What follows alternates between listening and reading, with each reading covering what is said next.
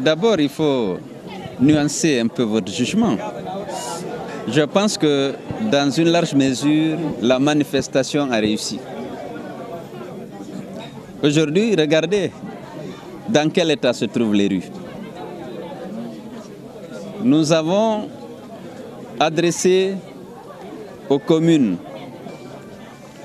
la déclaration d'information prévue par la loi.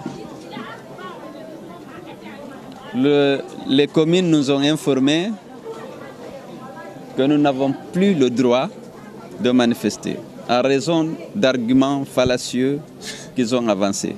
Mais vous savez, depuis juillet, le gouvernement a décidé de suspendre le droit de manifester. Ce droit est octroyé par la Constitution de la République en son article 10. Je pense qu'on n'a pas suffisamment réagi face à cette violation de notre loi fondamentale. Alpha Condé est coutumier de la violation des lois. J'ai dit qu'on manifestait aussi contre cette violation. Mais en plus, il y avait la mise en place illégale, désordonnée, sélective des exécutifs, des conseils communaux. Nous avons, avec vous, quitté ici pour aller marcher. Nous avons été bloqués par les forces de l'ordre qui nous ont gazés, mais une balle a été tirée sur ma voiture. J'étais avec le docteur Fayame Limono dans la voiture. Mon chauffeur a été légèrement blessé et les impacts sont là.